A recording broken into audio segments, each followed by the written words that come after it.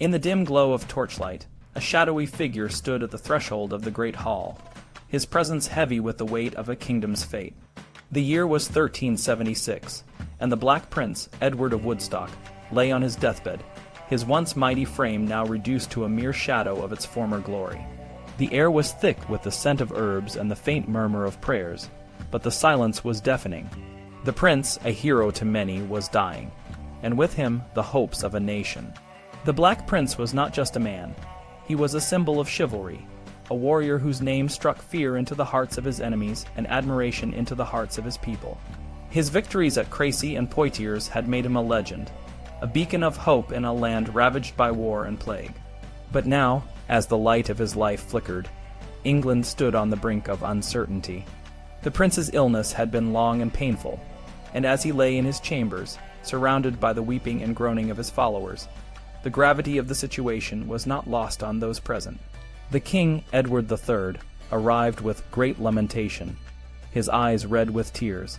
The prince's brothers, John of Gaunt, Edmund of Langley, and Thomas of Woodstock, stood by, each feeling the weight of the future on their shoulders. The prince's sister, Isabella, and her husband, Sire de Coucy, a close friend and comrade, were also there, adding their tears to the chorus of sorrow. In his final moments, the prince, with a voice weakened by illness, spoke words that would echo through the ages. He commended his followers to his young son, Richard, who was barely 10 years old at the time. He asked the king and John of Gaunt to swear an oath of support, which they did without hesitation. The room was filled with the sound of weeping and the solemn pledges of loyalty, but the prince knew that the road ahead would be fraught with challenges. The Black Prince's death on June 8, 1376, marked the end of an era and the beginning of a new, uncertain one. The nation mourned the loss of their hero, but the political landscape was about to shift dramatically. John of Gaunt, the prince's younger brother, now found himself in a position of immense power. He had long been a controversial figure, known for his ambition and his political maneuvering. With the death of the prince, Gaunt saw an opportunity to assert his influence over the kingdom. The good Parliament, which had convened earlier that year, had been a bold and unprecedented gathering. The Commons, representing the middle class and the people, had risen to challenge the corruption and mismanagement of the royal court. They had impeached several high-ranking officials, including Lord Latimer and Richard Lyons, and demanded reforms to curb the power of the nobility.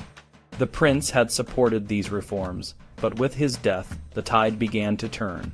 John of Gaunt, now the de facto regent, quickly moved to undo the work of the good Parliament. He declared the entire parliamentary session invalid, reinstated the very officials who had been impeached, and dismissed the new council that had been appointed to oversee the reforms. He even went so far as to arrest Sir Peter de la Mare, one of the leaders of the Commons, and banish Bishop William of Wykeham, a key supporter of the reforms. The Commons, lacking a permanent organization or the means to reassemble, were powerless to resist.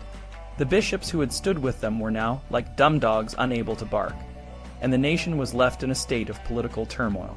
The reforms that had been so bravely fought for were erased as if they had never existed, and the old order was restored. But the impact of the good Parliament was not entirely lost. For a brief moment, the will of the people had been expressed, and the role of the Commons had been firmly established. The middle class had tasted political action, and that experience would not be forgotten. The seeds of change had been planted, and they would grow in the years to come. In the midst of this turmoil, Coucy, a close friend of the Black Prince and a respected noble, returned to France. He had witnessed the death of his friend, and the subsequent political upheaval in England. Coucy, who was now a member of the Royal Council in France, brought back a report of a nation in crisis. He advised King Charles V to take advantage of England's vulnerability and to seek out the English in their own territory, for the English are never so weak or so easy to defeat as at home. Meanwhile, King Edward III, the aging monarch, fell ill. His illness was a sign that the end of his reign was near, and with it, the moment for Coucy to make a decision. The young Richard, now the heir apparent, was presented to Parliament to be confirmed as the future king. The nation was left between a doddering king and a child heir, with John of Gaunt as the regent. The death of the Black Prince was a turning point in English history. It marked the end of a period of relative stability and the beginning of a turbulent era. The prince had been a unifying figure, a hero who inspired loyalty and hope. Without him, the nation was vulnerable to the ambitions and machinations of powerful nobles like John of Gaunt. The legacy of the Black Prince lived on, however, not just in the stories of his victories, but in the memory of what he had stood for.